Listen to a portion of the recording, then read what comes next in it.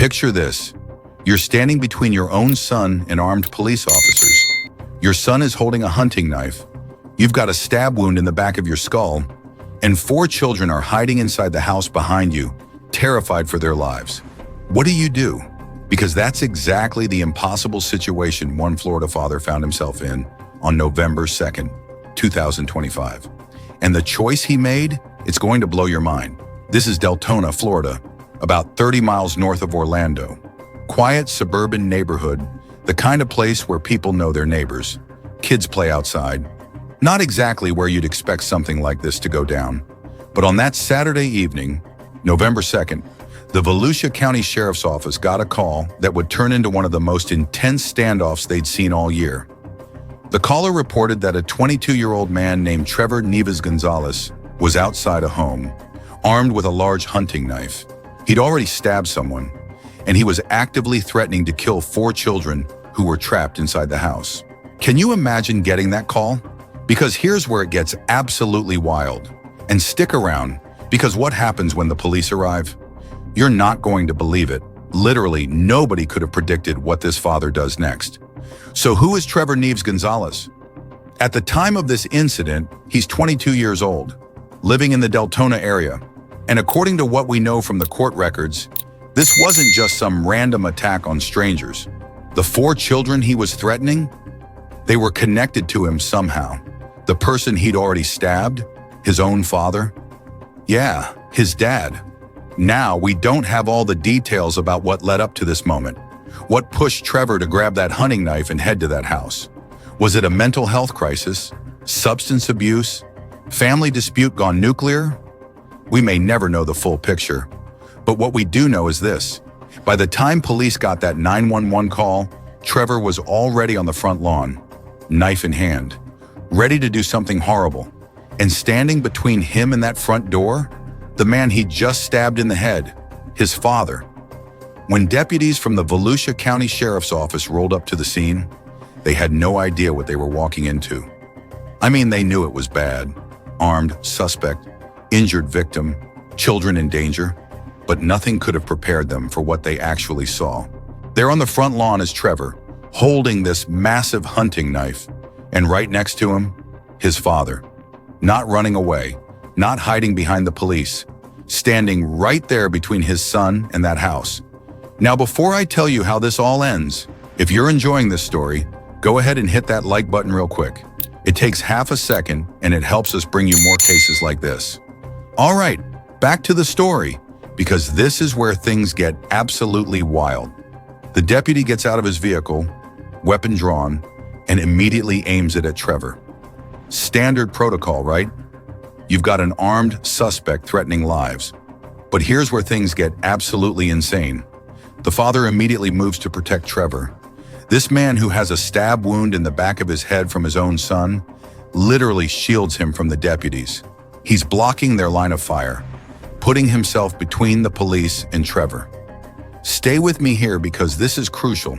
This father just got stabbed. He knows there are 4 terrified children inside that house. He knows his son is armed and dangerous. And yet his instinct isn't to let the cops handle it.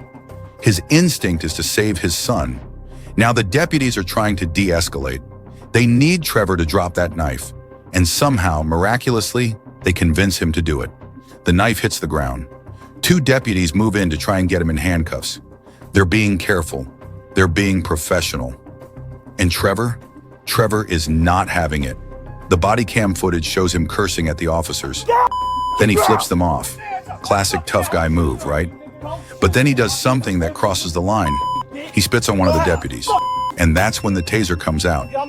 You can hear the distinctive pop of the taser firing. Trevor drops to the ground immediately. And finally, the deputies are able to get him in cuffs. Okay, pause for a second. If you were one of those deputies, how would you have handled this? Comment below. I'm reading all of these. Now here's the part that's going to make you respect this father even more. Remember how I said he got stabbed? Yeah, so it's only after Trevor is in handcuffs that the father actually tells the deputies about his injury.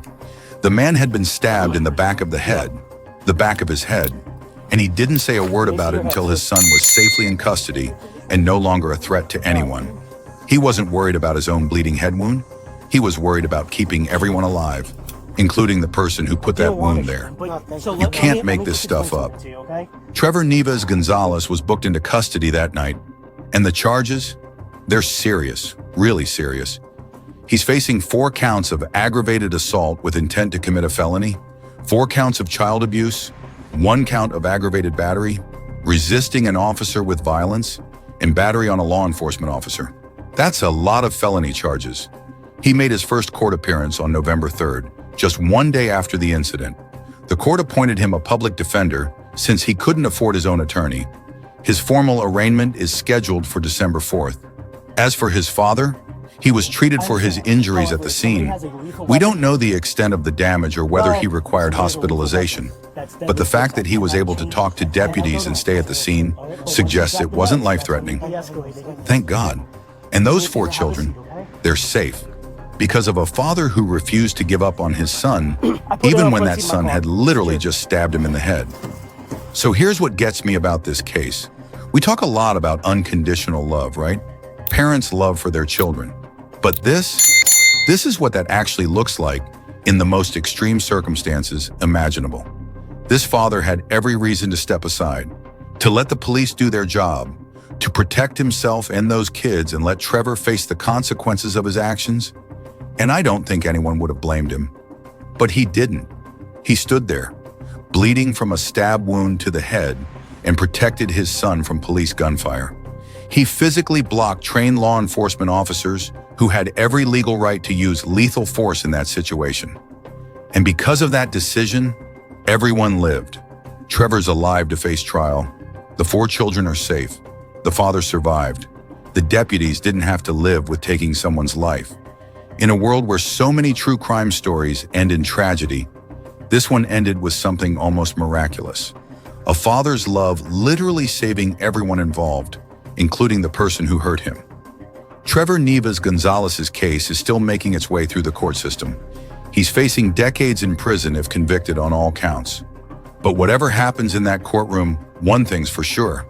His father already showed up for him in the most profound way possible.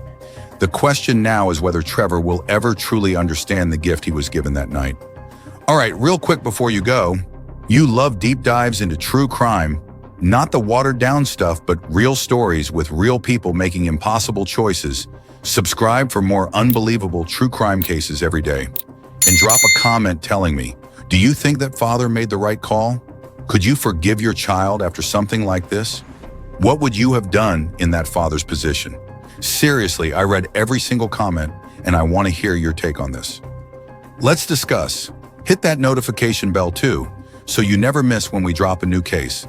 Trust me, you don't want to miss what's coming next. Thanks for watching, and I'll see you in the next one.